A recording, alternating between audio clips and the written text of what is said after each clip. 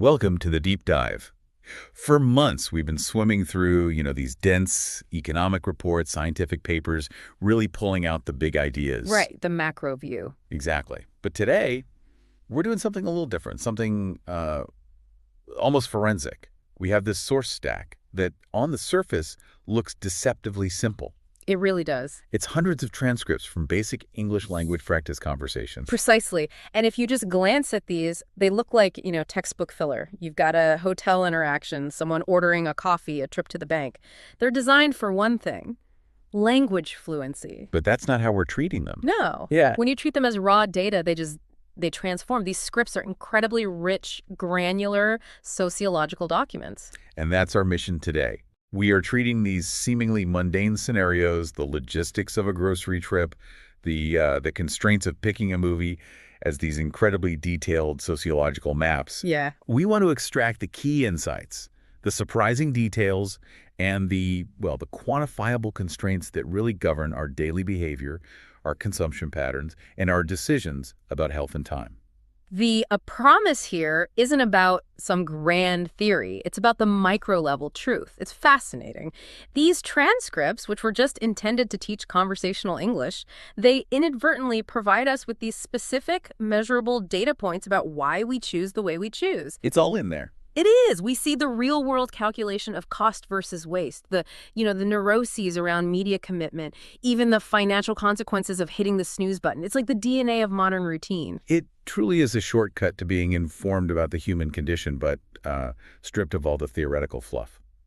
So we've structured this deep dive into four main areas. Okay. First, we're going to look at the challenges of navigating leisure and hospitality logistics. How people solve these complex travel and dining puzzles in real time. Then we pivot to the sociology of choice, which is all about analyzing that highly emotional and really constrained process of selecting media, specifically books and movies. So good.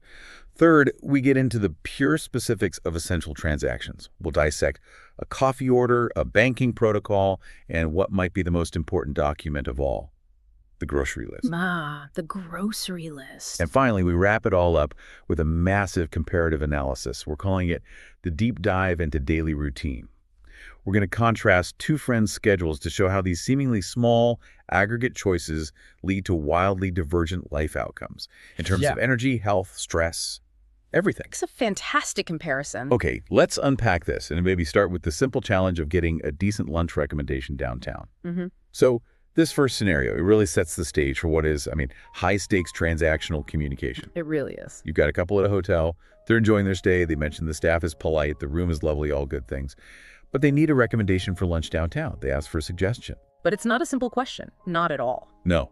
And what's fascinating here is how the hotel staff immediately has to become this sophisticated recommendation engine. That's a great way to put it. They aren't just reciting a list of nearby places. They are performing this complex, real-time data filtering based on sequential and sometimes contradictory user inputs. That's the crucial element. If you or I just asked, hey, where's a good place to eat downtown? Yeah. We'd probably get 5 generic options. Sure. A steakhouse, an Italian place. Right, but the couple immediately layers on multiple non-negotiable dietary constraints. First one.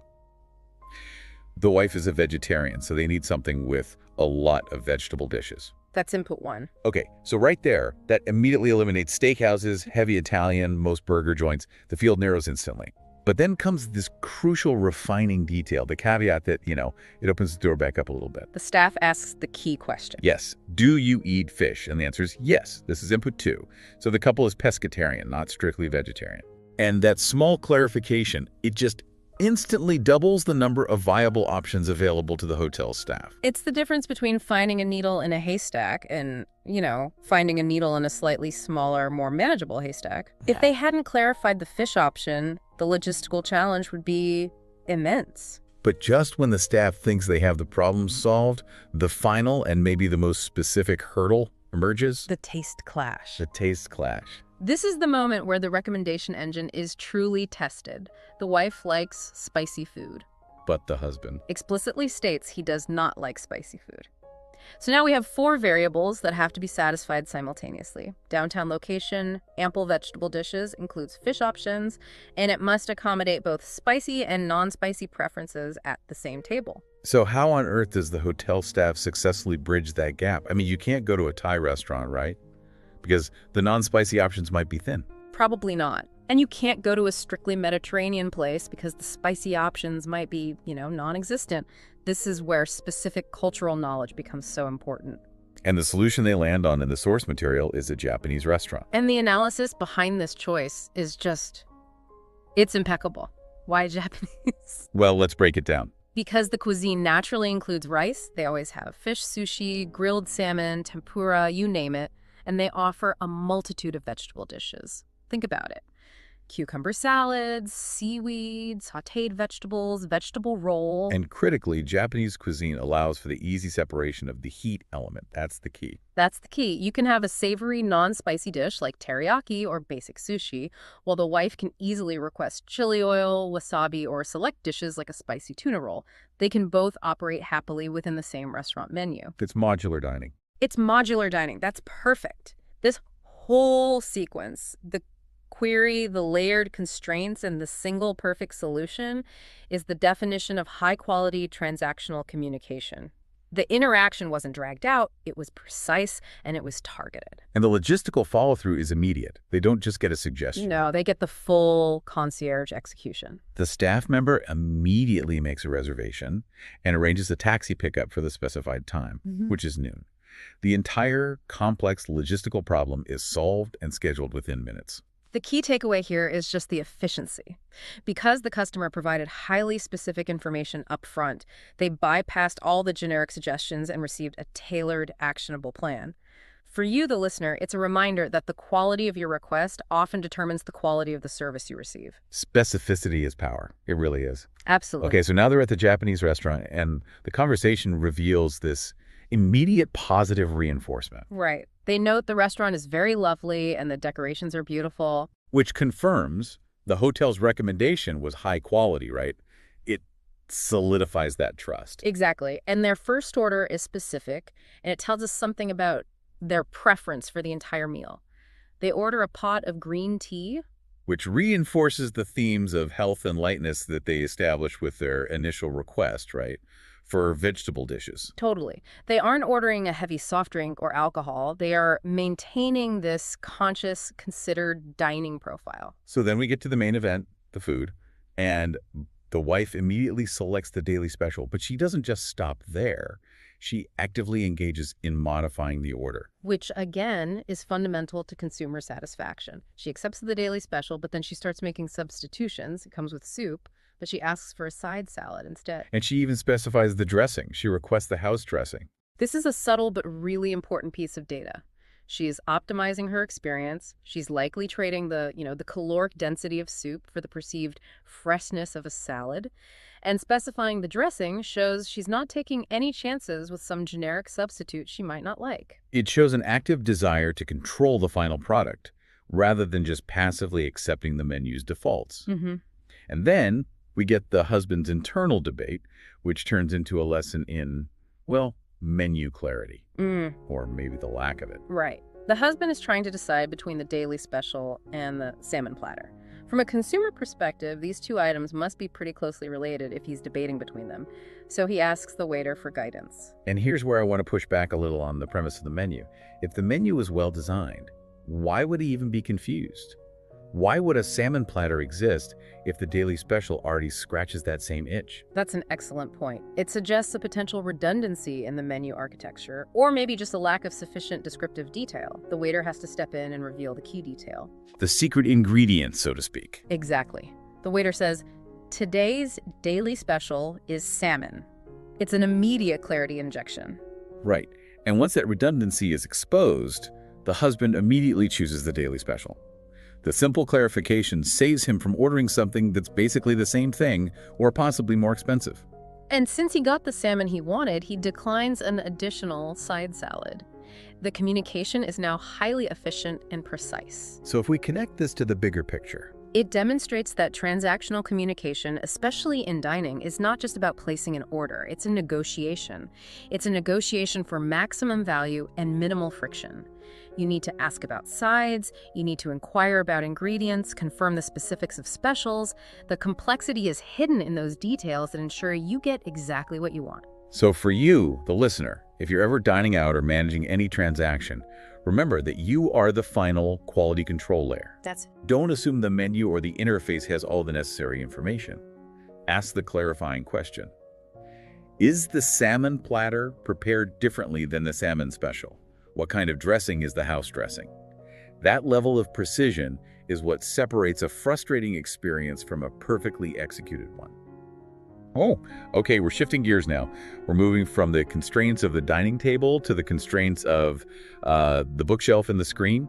This section is all about how our personal history, financial incentives, and just our emotional bandwidth, how all that drives our media choices. And the bookstore interaction is a beautiful illustration of how personal context can just completely override genre interest. So a patron walks in, seeks a new book, specifically in the action genre, and they're guided to the adventure section. The initial recommendation seems perfect. It's a story about pirates and buried treasure. I mean, that's a perfect fit for the genre. But it's immediately rejected.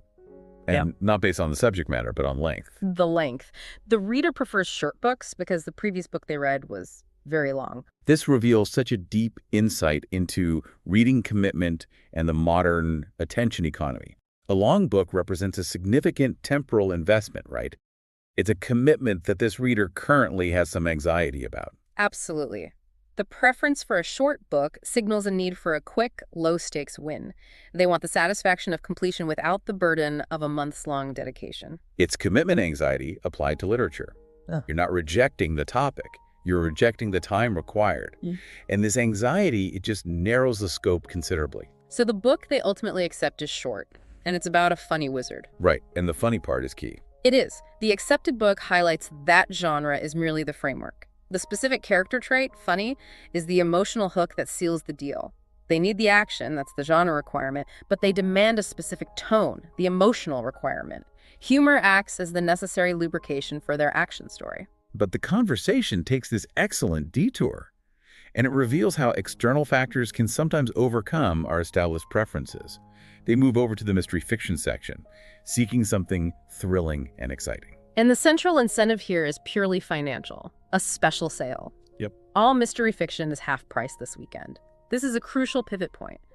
A strong enough discount can drive the consumer toward a genre they hadn't initially intended to explore. It introduces the price elasticity of demand into the world of leisure reading. But even with a 50% discount, the reader applies a second, very modern set of aesthetic constraints.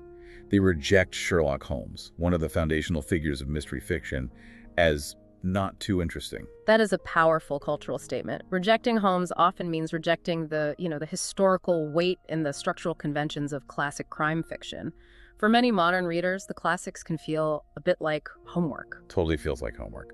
They're looking for something that feels contemporary, thrilling, and often more diverse. And that leads directly to their next request. They deliberately ask for an author who is a woman. Which shows a conscious effort to seek out diverse perspectives and narratives within a genre that has often been dominated by historical male voices. And the resulting recommendation is, fittingly, Agatha Christie.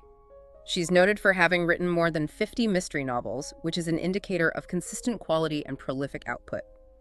She satisfies the requirement for a female voice while still representing the reliability of an established master of the craft. Okay, but now we need to slow down for what is, I think, the best reveal in the entire source stack. Oh, this is my favorite part. The person providing all of this deep, nuanced expertise, the genre history, the author recommendations, the knowledge of the stock and the sales, this deep dive into the emotional drivers of book choice, he does not actually work at the store. No, he's just a man who loves bookstores. This detail is gold. It's a testament to the fact that the most valuable, specialized knowledge is often found in the amateur enthusiast, the passionate observer, not necessarily the formal employee. He is the unofficial, true gatekeeper of cultural recommendation. He is. It also gives us a great moment of relatability, right? It shows that sometimes the best deep dive comes from the person who is simply obsessed with the topic, rather than the person who's paid to be there. So if the bookstore was about self-imposed constraints and, commitment issues. Then the movie selection scenario is a masterclass in the necessity of relational compromise, and it's all driven by mutual aversion. The situation starts with 7 available movies and strong, conflicting preferences. The man strongly favors comedy. And the woman strongly favors action and romance. Immediately you have a problem.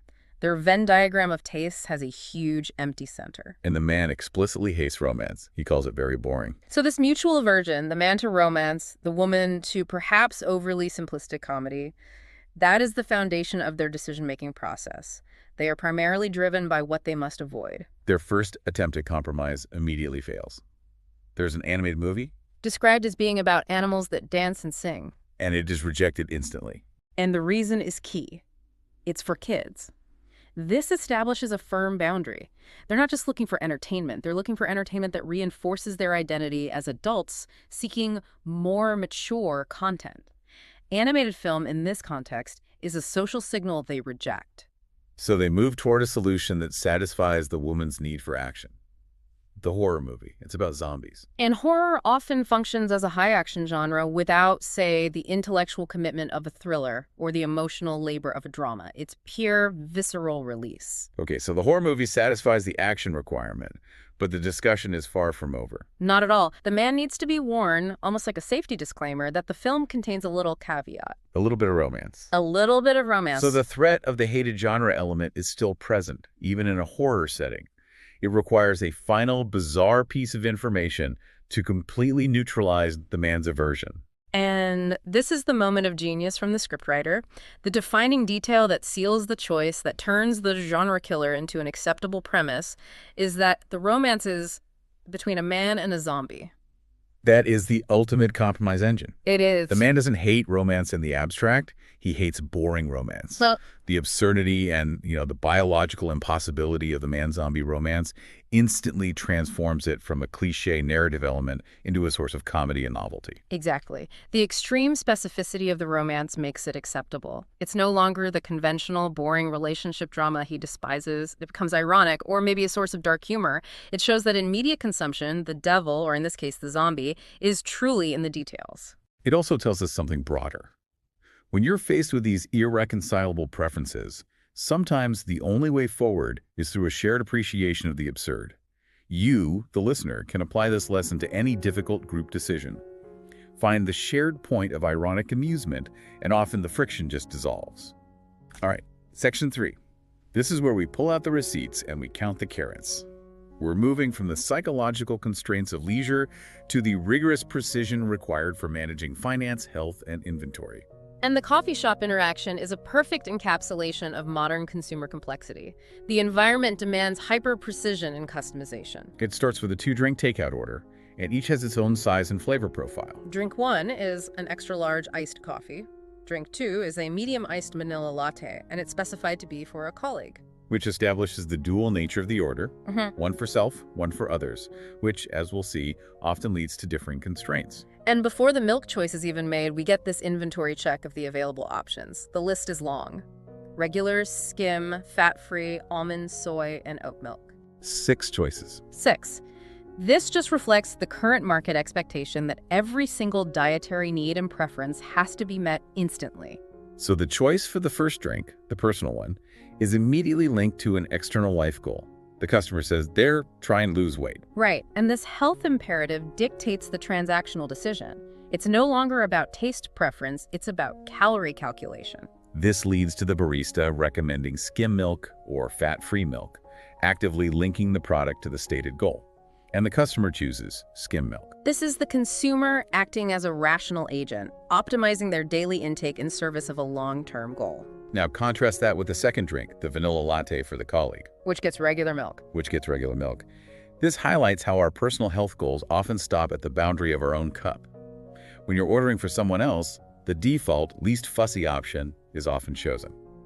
And then we get the fascinating financial precision. After all the customization, the sizes, the flavors, the specific milk choices, the total after taxes is reported as exactly $11.13. That specificity, it just grounds the entire transaction in a tangible cost. Every tiny customization has aggregated into that exact, precise number. It's a moment that reminds us that convenience has a fixed, calculated price, and the logistical management is equally precise. The customer pays by credit card, but then they realize they forgot their points card. A very common A problem. very common problem. But this is a detail reflecting modern digital retail infrastructure. The system is designed to preserve customer loyalty even without the physical token. The customer provides their phone number. 501-222-7363. Right, to have the points added. That phone number is a critical piece of data. It shows the seamless integration of digital identity into physical retail spaces. The loyalty program connection is now tied to the user, not the plastic. It ensures the benefit is preserved, it reduces friction, and it maintains that brand relationship integrity. Okay, so moving from retail to finance, we see a shift from customization and flexibility to rigid, process-driven security. Absolutely. The source material outlines the protocol for two very common transactions: depositing a check and checking a balance. The process for the check deposit is linear and security-focused, and it really underscores the non-negotiable nature of financial protocols. You can't skip steps. No, you can't. First, you provide the bank card. Second, you enter the PIN, the personal identification number, into the reader. And those two steps are authentication layers. You prove physical possession with the card, and then you prove identity with the PIN. Only after those two security hurdles are cleared is the actual financial instrument, the check, handed over for processing. This step-by-step sequencing is designed to minimize risk and confirm identity before the bank takes custody of the funds. It demonstrates the rigor required in even the most routine financial tasks. Definitely. And once that transaction is complete, the customer asks for their account balance. And here's the interesting utility detail. The balance is provided printed on a receipt. In an age where every balance can be checked on a phone in, milliseconds? Why ask for a physical receipt? It speaks to the persistence of the need for tangible documentation. For budgeting, for shared accounts, or maybe just for the psychological assurance of holding physical proof, the paper receipt remains this necessary anchor point in digital finance. It closes the loop. It closes the loop on the transaction in a very concrete way. Absolutely. The rigor of banking is fascinating because, unlike that coffee shop, there's zero flexibility. The system demands compliance. Right, the grocery list conversation. This involves a father and son, and it is perhaps the most insightful look at behavioral economics and sophisticated household inventory management that we have in this whole stack. I love this one. Begins with discipline. They confirm they have the shopping list. This simple act, the adherence to a predetermined plan, is the foundation of efficient shopping. It's how you prevent impulse buys. And the first required section is produce, demanding 5 specific vegetables: carrots, onions, broccoli, cabbage, and mushrooms. No generalities, just a clear manifest. And then we encounter the carrot sales dilemma. This is the peak moment of financial analysis in the whole thing. It really is. The standard price for carrots is 5 for $2. Today, they are on sale, 10 for $3. Okay, let's break that down for you, the listener. At the usual price, 5 carrots cost $2. That's 40 cents each. On sale, 10 carrots cost $3, which is 30 cents each. So buying 10 saves the consumer $1 in total and 10 cents per carrot, making the bulk purchase financially superior on a unit price basis. It's a no-brainer, right? You would think.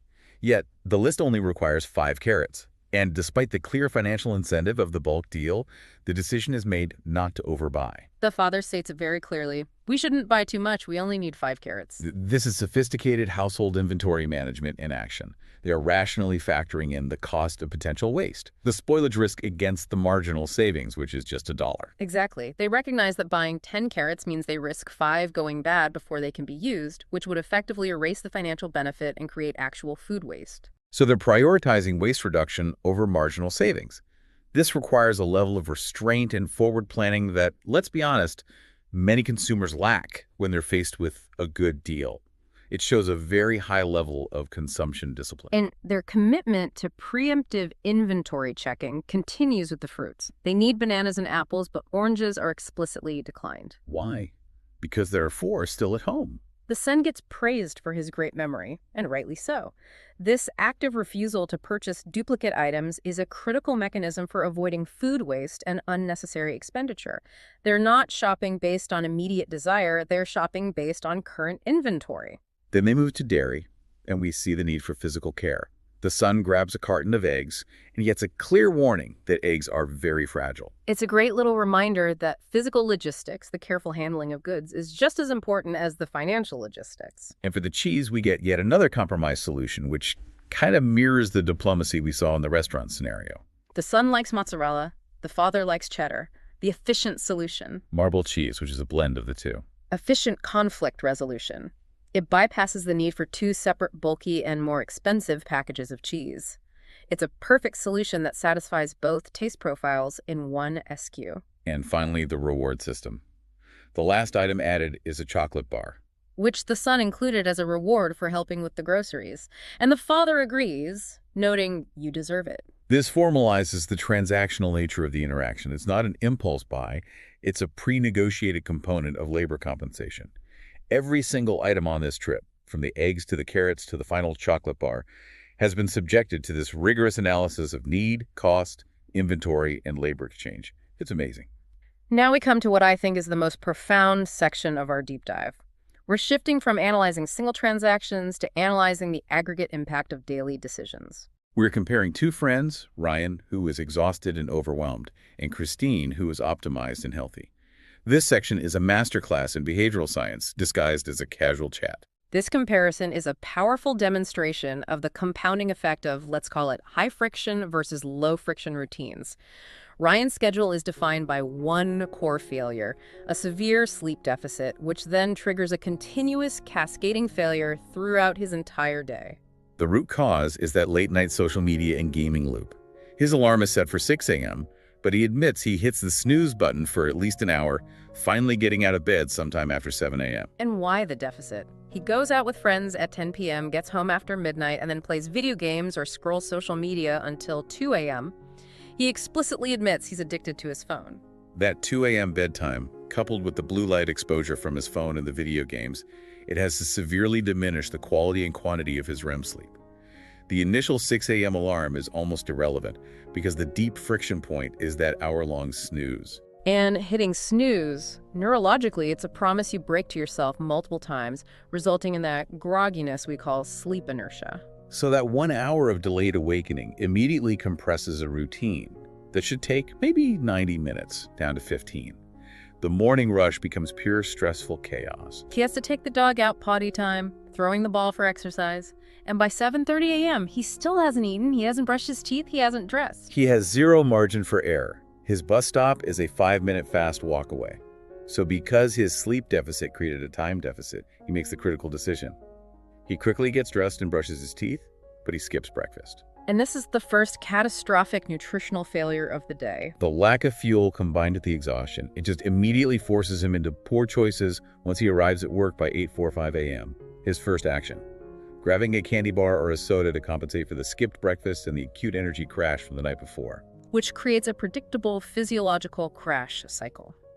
The sugar high and the caffeine provide this brief, unsustainable spike, which guarantees he will get very tired in the mid-morning, just as he admits. And lunch is another low-effort, low-nutrition choice.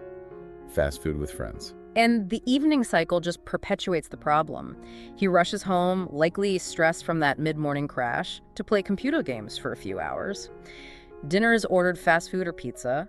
He watches TV until 10 p.m., and then, crucially, he leaves to hang out at the bar, repeating the 2 a.m. bedtime. Ryan is caught in a high-friction, self-sabotaging loop. His poor sleep dictates his rush morning, which dictates his poor nutritional choices, which dictates his energy crash. Which dictates his preference for sedentary, high-stimulation activities like gaming and fast food, which then prevents him from getting to bed at a reasonable time. The consequence is just this perpetual exhaustion and feeling of being overwhelmed. Okay, so now we compare this cascading failure to Christine's routine, which is low friction, high intentionality, and it builds energy rather than depleting it. She also wakes at 6 a.m. But instead of snoozing, her first action is intentional hydration. She drinks a big glass of water. And that simple act, drinking water, it's a positive, active cue that replaces the negative cue of hitting snooze. It sets an intentional, functional tone for the entire day. She moves immediately into structured fitness. 30 minutes of exercise, running, yoga, or lifting weights. This is a non-negotiable component of her morning. It's not just about health. It's about regulating her mood, reducing stress, and critically, ensuring she is physically tired by the end of the day. Her preparedness is meticulous. She showers, gets dressed, and eats a light, structured breakfast oatmeal or eggs by 8:00 a.m. She never skips the fuel. Which ensures steady blood sugar and prevents the kind of mid-morning crash Ryan experiences every single day. And her commute is brilliantly integrated into her health strategy. She packs her lunch first, a salad or a sandwich, and then she rides her bike to work. It's a 20-minute commute. And that bike ride serves two functions: transportation and cardio. It turns dead time into active, health-building time. So she arrives early, which gives her a strategic advantage at work. She first catches up on emails, then checks her calendar. This practice handling low cognitive load tasks first manages her stress and ensures she starts the high-priority work with a clear mind, rather than racing to catch up. And she maintains this healthy pattern by eating her packed lunch outside, integrating a break with nature and fresh air. She even manages the evening commute strategically. She leaves a little bit early to beat the traffic on the way home. Which is a conscious decision to trade a few minutes of work time for reduction in evening stress. And that enhances her ability to relax later. Her healthy evenings sustain the cycle. She stops at the store for fresh food, cooks dinner, and eats around 7:00 p.m. She then engages in winding down activities before going to bed consistently at 10:00 p.m. And the result validates every single conscious choice she makes. She falls asleep easily at 10 p.m. because the structured routine, the exercise, and the cycling make her plenty tired. Her routine is a self-sustaining, low-friction loop that generates energy rather than consuming it. Christine's routine is an example of executive function mastery. She uses her time intentionally, linking daily actions like cycling to goals like fitness and managing friction by leaving early to avoid traffic. Ryan's routine, by contrast, is one of executive function depletion, where impulse, the phone, the fast food always wins. So Ryan, recognizing this profound difference, he asks Christine for help. And the intervention focuses on structural fixes, right? Targeting the root causes, not just the symptoms. And the primary fix has to be the sleep fix. Go to bed earlier, before midnight, to gain at least 2 more hours of sleep. This is the foundation. Christine understands that until the sleep deficit is addressed, any other behavioral change will fail because Ryan lacks the cognitive energy required for restraint. If you fix the sleep, the snooze button problem often resolves itself. Exactly. Then there's the social fix, which addresses the conflict between his friends and his health. He has to miss out on seeing friends every night. And the advice offers structural alternatives. Meet them immediately after work, before dinner, or limit socialization only to the weekends. This protects that crucial 10 p.m. winding down time needed for a midnight bedtime. Then we have the health fixes, which are practical, and they're dual purpose. Skip the candy and soda mid-morning and use the free morning time created by not snoozing to pack a healthy lunch. And Christine connects health to finance. She notes that fast food is unhealthy and expensive. This introduces a powerful secondary incentive cost savings to reinforce the behavioral change. The final piece of wisdom offered is the most critical lesson in change management, I think. I agree. Start changing the schedule one step at a time to avoid getting burnt out. Don't try to adopt Christine's entire optimized life overnight. Small, incremental victories lead to sustainable change. And the power of the comparison is immediately apparent in Ryan's reaction. He expresses genuine excitement, and he commits to a specific, concrete first step. He says he plans to buy a bicycle and try riding to work. That single action, buying the bike, represents the first structural shift toward adopting Christine's lifestyle paradigm, integrating transport and fitness. It's not just optimism, it's the realization that structural choices, like your mode of transport, can force positive behavioral change. Wow. What incredible amount of granular data we managed to pull from these simple scripts. It's amazing, isn't it? We went deep into the logistical puzzle of combining spicy, non-spicy fish and vegetarian meals at a Japanese restaurant. We tracked the precise financial reality of that $11.13 coffee bill and the digital logistics of recovering points via a phone number. And the insights into human decision-making were just phenomenal. I mean, the sophisticated inventory management shown by prioritizing waste reduction over the marginal savings of that carrot deal. The rejection of the classics like Sherlock Holmes in favor of diverse, shorter commitment media. And the realization that a man-zombie romance was the key to unlocking a shared movie night. You can't make this stuff up. You really can't. The key takeaway for me is the immense value of detailed information in communication. Whether you are specifying your author preference, listing all 5 required vegetables, or linking your skim milk choice to a weight loss goal, precision drives efficiency. It It reduces friction, and it leads to better outcomes in health, finance, and just overall satisfaction. And the macro lesson is the compounding power of those small daily choices, as we saw so clearly with Ryan and Christine. The aggregate of those seemingly trivial decisions when you go to bed, whether you skip breakfast, how you commute, that determines your long-term health, your stress levels, your financial stability. Small daily choices aggregate into large, profound outcomes. So let's wrap this up with a final provocative thought. The source material, these language practice lessons, they use constant repetition and question and answer methods to build confidence and fluency. They train the speaker for automatic, successful recall of complex social procedures. Right. So what if we applied this principal repetition and automatic recall, not just to learning a language, but to consistently implementing the healthy and efficient routines like Christine's that we just analyzed? What if your healthy routine became so practiced, so fluent, that you didn't need to use cognitive energy on decision-making? You can just bypass the temptation of the snooze button or the candy bar. So based on the tale of two schedules, here is the question for you. What routine-specific change will you start applying tomorrow, treating it as your first, most essential step toward fluency? Choose one thing, not five. One. Thank you for joining us for this deep dive into the unexpected facts of daily life. We'll see you next time.